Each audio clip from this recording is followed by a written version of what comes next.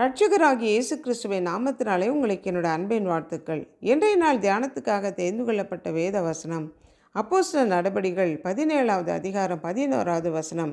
அந்த பட்டணத்தார் மனோவாஞ்சை வசனத்தை ஏற்றுக்கொண்டு காரியங்கள் இப்படி இருக்கிறதா என்று தினந்தோறும் வேத வாக்கியங்களை ஆராய்ந்து பார்த்ததினால் தெசலோனிக்கேயில் உள்ளவர்களை பார்க்கலும் நற்குணசாலிகளாக இருந்தார்கள்.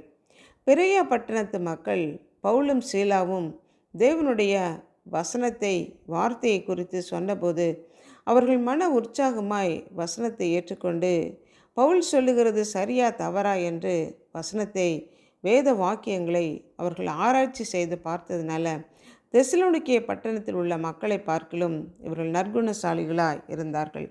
நற்குணசாலிகள் அப்படின்னா உயர் குணமுடையவர்கள், பெருந்தன்மை உடைய மக்கள், பிறருக்கு உதவுதல், தயாள குணம் உள்ளவர்கள், பாரபட்சம் இல்லாதவர்கள், உண்மைக்கும் உத்தமத்திற்கும் பெயர் பெற்ற மக்கள், சக விசுவாசிகளுக்கு செவிசாய்த்து அவர்கள் சொல்லுவது சரியா தவறா என்று ஆராய்ந்து பார்ப்பவர்கள், சரி என்று தெரிந்தவுடன் அந்த சத்தியத்தில் விசுவாசம் வைத்தல் போன்ற நற்குணங்களை காண்பிப்பவர்கள். நாமும் கூட குறுகிய மனப்பான்மை இல்லாதபடி தேவனுக்கு பயந்து வேத வசனத்தின்படி வார்த்தையின்படி நடக்க வேண்டும்.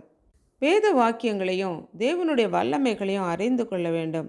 வேத வாக்கியங்களை ஆராய்ந்து பாருங்கள், அவைகளால் உங்களுக்கு நித்திய ஜீவன் உண்டென்று எண்ணுகிறீர்களே, என்னை குறித்து சாட்சி கொடுக்கிறவைகளும் அவைகளே என்று ஆண்டவராகிய இயேசு கிறிஸ்து சொன்னார். வேதத்தில் சொல்லப்பட்ட காரியங்கள் எல்லாம் நாம் ஆராய்ந்து பார்த்து நம்ம கீழ்ப்படிய வேண்டிய காரியங்களுக்கு கீழ்ப்படிந்து நடக்க வேண்டியது அவசியமாக இருக்கிறது.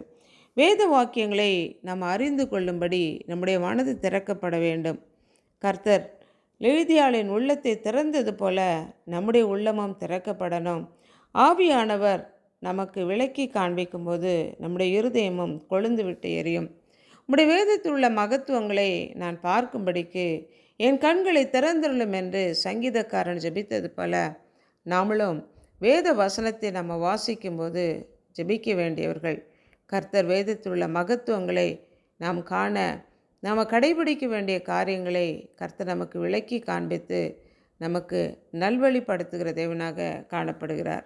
அன்புள்ள ஆண்டவரே, பெரிய பட்டணத்து மக்கள் வேத வாக்கியங்களை ஆராய்ச்சி செய்து பார்த்து சரியா தவறா என்று உணர்ந்து சரி என்பதை கண்டு கொண்டு அதன்படி நடந்ததுனால நற்குணசாலிகளாக காணப்பட்டது போல நாங்களும் வேத வாக்கியத்துக்கு செவிசாய்த்து நடக்க, கீழ்ப்படிந்து நடக்க, ஆராய்ந்து பார்த்து நற்காரியங்களை செய்யத்தக்கதாக நற்குணசாலிகளாக காணப்பட எங்களை நாங்கள் அர்ப்பணித்து ஜெபிக்கிறோம்.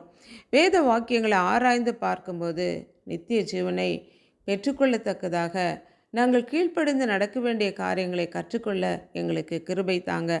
இயேசு கிறிஸ்துவின் நாமத்தினால் ஜெபிக்கிறோம் பிதாவே, ஆமென்.